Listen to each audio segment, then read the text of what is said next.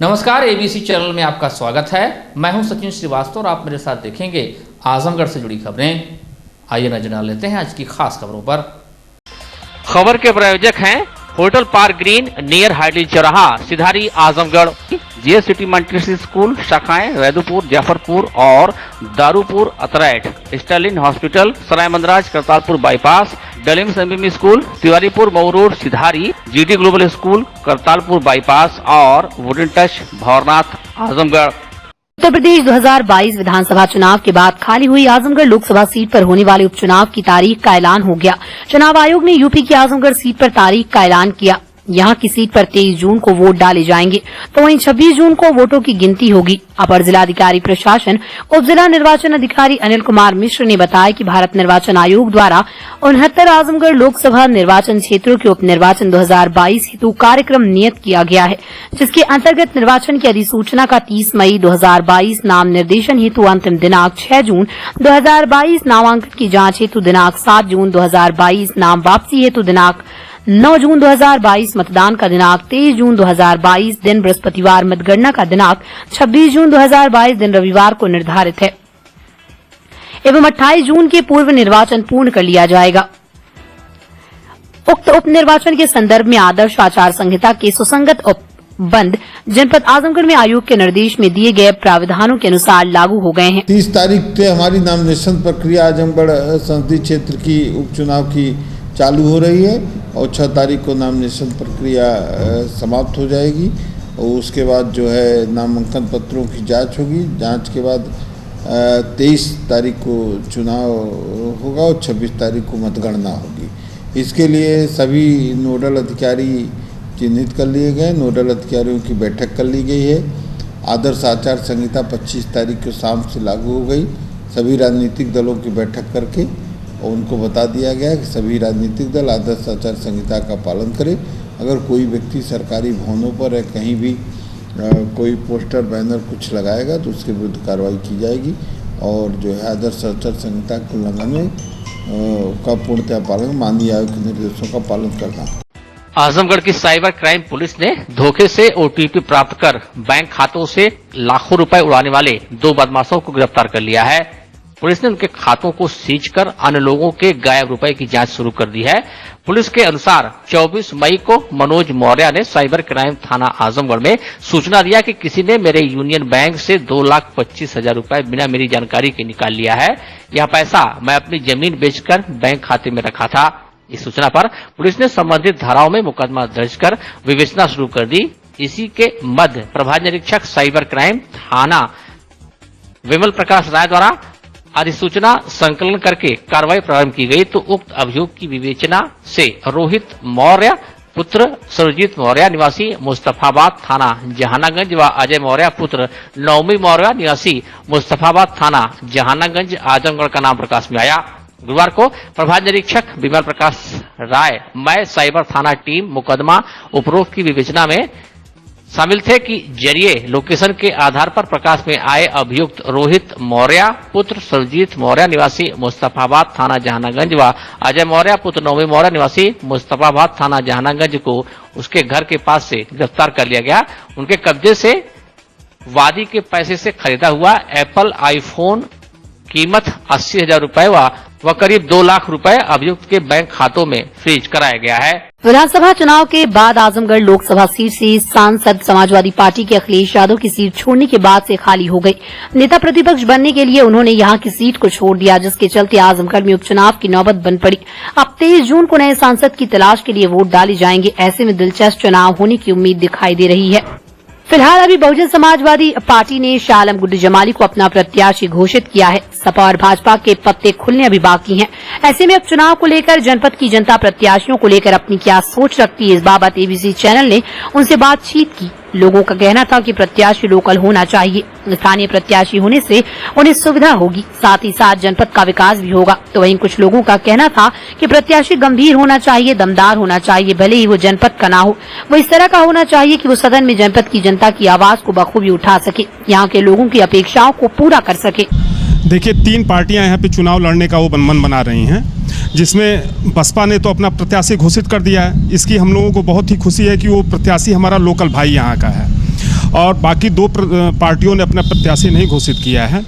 हम ये तो पार्टी का निर्णय होता है, बट हम ये चाहेंगे कि हमारा आजमगढ़ का ही भाई प्रतिनिधित्व करे लोकसभा में आजमगढ़ का। क्या फायदे मिलेंगे आपको? नहीं, हमें बहुत ही फ़ायदे उसके हैं। हमको एक लोकल अप्रोच हो जाता है, हम उनको पहले से जानते हैं, हम उनसे नोन हैं, इन सब चीज़ों का बहुत इफेक्ट पड़ता है। हाँ जी जी, बहुत ही आसानी होती है। मेरा विचार ये है कि आजमगढ़ संसदीय क्षेत्र से जो भी व्यक्ति आवे, प्रत्याशी बने, चाहे वह जिस भी पार्टी का हो, वह या तो इस ज़िले का अच्छा नेता हो, और अगर ज़िले में अच्छा नेता न दिखाई पड़े किसी पार्टी को, तो बाहर का भी जो नेता हो उसका वजन हो, बार बार पार्टी बदलने वाला व्यक्ति न हो, ऐसा व्यक्ति हो जिससे आजमगढ़ के लोगों की अपेक्षाएं पूरी हो सकती हों। वैसे भी माननीय अखिलेश यादव जी यहाँ के सांसद थे और आजमगढ़ वासी बहुत खुश भी थे कि हमारा सांसद जो है लोकसभा हमारी बात रखता है। लेकिन चूँकि उन्हें प्रतिपक्ष का नेता बनना था, तो उन्होंने विधानसभा में जो चुनाव लड़ा और जो उन्होंने अच्छे मत से विजय प्राप्त किया, उस क्षेत्र को ही उन्होंने चुना। और जहाँ तक मैं समझ पा रहा हूँ कि वह इसलिए लोकसभा छोड़ दिए क्योंकि विधानसभा में प्रतिपक्ष के नेता के रूप में वो काम करना चाहते थे। ठीक है, प्रतिपक्ष का नेता मजबूत होना चाहिए और मजबूत नेता हैं। मेरी शुभकामना है कि वह जो मुद्दे हैं यहाँ के आजमगढ़ के लोगों का, उसको भी उठावें, क्योंकि यहाँ के वो प्रतिनिधि रहे हैं। ये न भूलें कि वो आजमगढ़ के सांसद थे और उनका परिवार आजमगढ़ से सदा जुड़ा रहा है। माननीय मुलायम सिंह यादव जी भी आजमगढ़ से ही सांसद बने थे, तो उन्हें आजमगढ़ के विकास के लिए, आजमगढ़ के लोगों के मूलभूत सुविधाओं के लिए अपनी बात विधानसभा में रखना चाहिए और सरकार निश्चित तौर से उनकी बात पर ध्यान देगी, क्योंकि वह बहुत बड़ी पार्टी के अच्छे नेता हैं। जहाँ तक यहाँ का सवाल है, यहाँ गुड्डू जमाली जी हैं, वो बसपा से प्रत्याशी हैं, बहुत ही शरीफ व्यक्ति हैं। बसपा ने प्रत्याशी ठीक दिया है, अच्छा दिया है। अब भाजपा का प्रत्याशी और सपा का प्रत्याशी कौन आता है, यह तो देखने की बात है, और देखने के बाद ही बताया जा सकता है जो प्रत्याशी दिया गया है वो उचित है कि नहीं है। यह मैं इस अभिमत का हूँ कि जितने भी नेता हैं उनको ये देखना होगा कि वास्तव में जनता की मूलभूत समस्याएं क्या हैं, जनता को क्या चाहिए, उस पर विशेष ध्यान दें। जनपद का होगा तो आम जनता मिल सकती है। नहीं, ऐसा है कि जनपद का अगर नेता रहेगा, जनपद का कोई व्यक्ति अगर सपा प्रत्याशी होकर आता है या भाजपा प्रत्याशी होकर आता है, तो यहाँ की जनता के लिए सुविधाजनक रहेगा। यहाँ की जनता उनसे जाके आराम से मिल लेगी। बेहतर है कि यहाँ के लोगों में से चुनाव, लेकिन किन्हीं कारणों से नहीं अगर चुनाव होता है तो ऐसा नेता जरूर हो जो गंभीर हो और जो आजमगढ़ समस्याओं को वहाँ रख सकता है। हमारे जनपद के विकास के लिए तो जनपद का ही होना चाहिए। जनपद का होने का क्या फायदे मिलेंगे, क्या होगा? भाई, हमारे जनपद का विकास होगा, हमारी जो समस्याएं होंगी हम उस प्रतिनिधियों तक पहुंचा सकते हैं, हम उनसे मिल सकते हैं, वो हमारी समस्याओं को सुन सकते हैं। ये अच्छे हमारे लिए रहेंगे। बाहर करने से भाई, बाहर करने के हमें या तो अदर प्रदेश के रहेंगे तो उनसे मुलाकात या अपनी समस्याओं को पहुँचाने के लिए उनके पास जाना पड़ेगा या कोई माध्यम पकड़ना पड़ेगा, जो ये हमारे लिए बहुत दुखदाई होगा। क्या चाहते हैं कि जैसे कि भाजपा ने भी प्रत्याशी, सपा ने कुछ नहीं किया, बसपा ने लोकल प्रत्याशी घोषित किया, इस पर क्या करना है? भाई, वो तो अपनी अपनी राजनीतिक पार्टियां हैं, जैसे जिसको घोषित करना चाहे उनको करें, लेकिन हमारी जो समस्या सुने वो पार्टियां अच्छे हैं।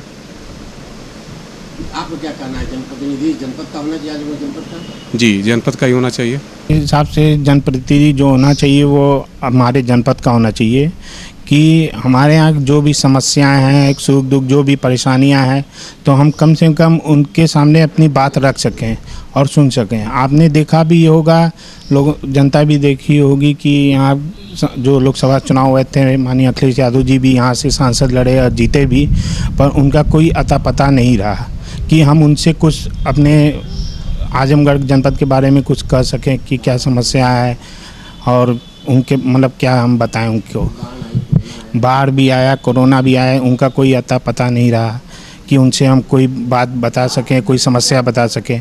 तो हम यही चाहते हैं कि जो भी चुनाव हो, यहाँ का जनप्रतिनिधि अपना हो और जीते, जिसे हम लोग यहाँ के जनपद वासी लोग भी अपना कोई भी सुख दुख हो या कोई भी चीज़ हो तो हम उनको अपने बता सकें, जो उसकी समस्या का भी हल हो सके।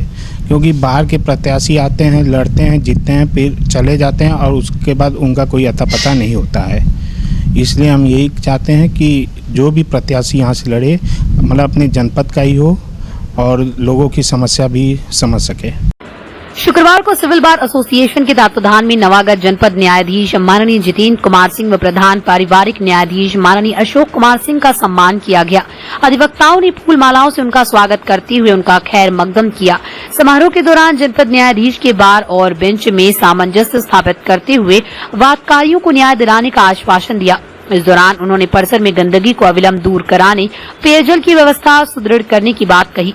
इस दौरान मंत्री राजेश कुमार सिंह, पराशर अध्यक्ष दयाराम यादव ने माननीय जनपद न्यायाधीश व प्रधान पारिवारिक न्यायाधीश का तहे दिल से स्वागत करते हुए अपेक्षा जताई कि वो अधिवक्ताओं के हित का ध्यान रखेंगे। नवागत जनपद न्यायाधीश श्री जितेंद्र कुमार सिंह और पारिवारिक न्यायाधीश प्रधान श्री अशोक कुमार सिंह दोनों लोग परसों हमारे यहाँ ज्वाइन किए हैं। आज उनको बार में सम्मान के लिए बुलाया गया था। जनपद न्यायाधीश महोदय ने बार और बेंच में सहयोग स्थापित करके जनता को न्याय दिलाने के लिए वादा किया है। साफ सफाई की व्यवस्था की बातें भी उनसे रखी गई हैं। उन्होंने कहा है कि सारी समस्याओं का निराकरण करेंगे। शुक्रवार को दोपहर के भोजन के समय BSNL C. कार्यालय आजमगढ़ में अधिकारियों व कर्मचारियों के संयुक्त संगठन AIUB के बैनर तले प्रदर्शन किया गया। सभी अधिकारी कर्मचारी एक साथ लामबंद होकर एक सुर से तीसरे वेतन समझौते को लागू करने की मांग कर रहे थे। AIUB के कन्वीनर BSNL EU के जिला सचिव आनंद कुमार सिंह ने बताया कि गैर कार्यकारियों की वेतन संशोधन वार्ता बिना किसी सुधार के चल रही है। अधिकारियों का वेतन संशोधन कोल्ड स्टोरेज में रखा गया। वहीं कंपनी के शीर्ष अधिकारी यानी CGM, PGM, GM आदि को पहले ही 7वें वेतन आयोग के माध्यम से अपने वेतन संशोधन और सभी भत्तों का संशोधन मिल चुका है। सरकार गैर कार्यपालकों और कार्यपालकों से बिना वेतन संशोधन के कैसे काम करने की अपेक्षा करती है। हमें सरकार को जोर देकर कहना होगा कि ये भेदभाव जारी नहीं रह सकता। श्री सिंह ने कर्मचारियों अधिकारियों को संबोधित करते हुए कहा कि सभी संगठन आगे आए और कड़े आंदोलनों के लिए तैयार रहें। अपनी मांगों के पूरा होने तक संघर्ष जारी रहेगा। आगे चलकर यदि हमारी मांगों पर प्रशासन व सरकार गंभीर नहीं होती तो हम संसद तक मार्च का आयोजन करेंगे। साथ ही उन्होंने BSNL को शीघ्र 4G सेवा के लिए स्पेक्ट्रम आवंटन की अपनी मांग दोहराई। धरने में अवनीश सिंह, शिवशंकर मौर्य, अजय राय, हरिदरस राय, गुलाब राय, प्रशांत यादव, अरविंद उपाध्याय, विनोद कुमार यादव, वैष्णव सिंह, वैभव सिंह, गुलाब कुमार मौर्य, अभिनव द्विवेदी, सुनील गुप्ता, तौफीक आलम, अजय राय, देवेश यादव, संदीप, अविनाश मौर्य, हरिहर विश्वकर्मा लोग शामिल थे। 7वां वेतन हम लोग को BSNL में अभी तक नहीं लगा है, इसलिए हम लोग 7वां वेतन के लेके आज लंच पीरियड में प्रदर्शन कर रहे हैं। इसके पहले भी हम लोग हड़ताल धरना प्रदर्शन किए हैं राष्ट्रीय स्तर पे, लेकिन आज तक नहीं मिला। लेकिन आज हम लोग फिर प्रदर्शन कर रहे हैं इसके लिए। ये धरना प्रदर्शन क्या सारे मुख्यालयों को हो रहा है? हाँ, पूरे देश में हो रहा है। ये सरकार पहले कही ठीक हम देंगे, लेकिन बाद में जाके ये मना कर दी, इसलिए फिर हम लोग आज लंच में प्रदर्शन कर रहे हैं। इसको लेके आपने ज्ञापन वगैरह दिया कि नहीं दिया? हाँ, इसके लिए हमारा CHQ के AUAB के सारे लीडर्स ने CMD को और डाट में सभी लोग को ज्ञापन दिया है। अगर मांगे नहीं पूरी तो आगे अगला कदम क्या होगा आपका? अब हमारा CHQ के जो भी आह्वान होगा आगे हम उस पर हड़ताल पे जाएंगे, अगर नहीं मांगे पूरी हुई तो। जिला कांग्रेस कमेटी कार्यालय पर जिला उपाध्यक्ष मनोज कुमार सिंह की अध्यक्षता में स्वतंत्र भारत के प्रथम प्रधानमंत्री युग पुरुष आधुनिक भारत के निर्माता पंडित जवाहरलाल नेहरू की 58वीं पुण्यतिथि मनाई गई। कांग्रेसियों ने उनके चित्र पर पुष्प अर्पित कर उन्हें याद किया और नमन किया। जिला उपाध्यक्ष मनोज कुमार सिंह ने कहा कि पंडित नेहरू आधुनिक भारत के शिल्पी थे। स्वतंत्रता संग्राम में उनके द्वारा किए गए योगदान अविस्मरणीय है। स्वतंत्रता के बाद देश के समक्ष आई चुनौतियों का पंडित नेहरू ने डटकर सामना किया। भारत में औद्योगिक विकास के रास्ते खोले। भारत में उन्होंने विज्ञान और तकनीक का ऐसा ढांचा तैयार किया जो बाद में संचार क्रांति का आधार बना। कांग्रेस महासचिव अजीत कुमार राय ने कहा, आजादी की लड़ाई में पंडित नेहरू 9 बार जेल गए और देश को आजाद कराने में अहम भूमिका निभाई। पंडित नेहरू ने पंचशील के सिद्धांत के माध्यम से विश्व शांति की अलख जगाई और विश्व में भारत का मान बढ़ाया। पंडित नेहरू ने अंतर्राष्ट्रीय नायक के रूप में पहचाने जाते हैं। उन्होंने आधुनिक भारत के निर्माण की नींव रखी, योजना आयोग का गठन किया और प्रौद्योगिकी के विकास को प्रोत्साहित किया। उनकी नीतियों के कारण देश में कृषि और उद्योग का एक नया युग आरंभ हुआ। उन्होंने गरीबों, शोषितों, वंचितों, दलितों के उत्थान के लिए अनेक कार्य किए। उनके बताए रास्ते पर चलकर ही एक सशक्त एवं समृद्ध भारत का निर्माण संभव है। इस मौके पर श्यामदेव यादव, चंद्रपाल यादव, ओंकार पांडे, अजीत कुमार राय, राना खातून, ब्रिजेश सरोज, इम्तियाज अहमद, श्याम सिंह, आनंद सिंह, मूलचंद चौहान, सईद, शंभू शास्त्री, अहमद, सुभाष यादव आदि मौजूद रहे। पार्टी कार्यालय पर नेहरू जी की 58वीं पुण्यतिथि मनाई गई। उनको भावपूर्ण श्रद्धांजलि दी गई, उनके चित्र पर पुष्प अर्पित किया गया और उनको याद किया गया। आधुनिक भारत के शिल्पी थे, स्वतंत्रता संग्राम सेनानी थे। जीवन के बड़े बहुमूल्य समय उन्होंने यहाँ की जेलों में दिया। सीलन, घुटन भरी जेलों में उन्होंने समय बिताया देश की आज़ादी के लिए। तमाम ऐसे कार्य किए उन्होंने।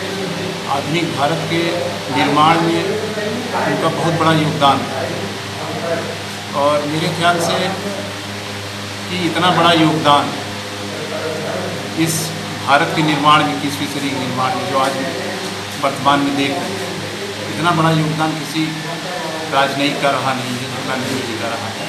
तो आज हम लोग उनकी पवित्र पुण्यतिथि पर एकत्रित होकर के उनको याद करें। पुलिस अधीक्षक आजमगढ़ अनुराग आर के आदेश के क्रम में व अपर पुलिस अधीक्षक सुधीर जायसवाल के निर्देशन में मुख्यमंत्री के सड़क सुरक्षा अभियान के अंतर्गत जनपद आजमगढ़ के बंधा मोड़ पर प्राइवेट बस के ड्राइवरों को यातायात पुलिस के द्वारा यातायात के नियमों का पालन करने, अपने वाहनों को चिन्हित स्थान से पैसेंजर लेने, बवाली मोड़, नरौली और अन्य स्थानों पर अनावश्यक न रुकने को बतलाया गया। अपने बस में सीट से ज्यादा पैसेंजर न लेने को हिदायत दी गई। इसके अलावा शहर के रोडवेज पर रोडवेज के ड्राइवरों को रोडवेज परिसर के बाहर वाहनों को लगाने के लिए मना किया। इसके अलावा भवरनाथ के समीप परिवहन विभाग का वर्कशॉप में भी ड्राइवरों को जागरूक करने का प्रयास किया गया। साथ में सभी जगहों पर यातायात से संबंधित पैम्पलेट बांटे गए। ये सारे अभियान यातायात प्रभारी धनंजय शर्मा के नेतृत्व में किया गया। अधिशासी अधिकारी नगर पंचायत जीएनपुर अखिलेश यादव के नेतृत्व में गुरुवार को टाउन एरिया जीएनपुर और अजमतगढ़ में अतिक्रमण हटाओ अभियान चलाकर सड़क की दोनों पटरियों से अवैध कब्जा हटवाया गया।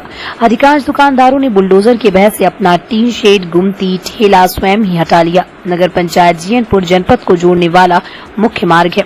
इसकी पटरियों पर अतिक्रमण होने से आए दिन जाम लगता है। लोगों ने गुमती, चाय, मीठा, ठेला, भट्टी और सब्जी की दुकान लगाकर अतिक्रमण कर रखा है, जिससे जाम की समस्या और बढ़ जाती है। अधिशासी अधिकारी नगर पंचायत जीएनपुर अखिलेश यादव के नेतृत्व में मुबारकपुर त्रिमुहानी से अतिक्रमण हटाने का काम शुरू हुआ, जो जीएनपुर चौक होते हुए अजमतगढ़ मार्ग स्थित कब्रिस्तान तक चला। इस दौरान कई लोग अपना सामान स्वयं हटा लिए। ठेला गुमती वाले भी अपना अपना सामान समेटते रहे।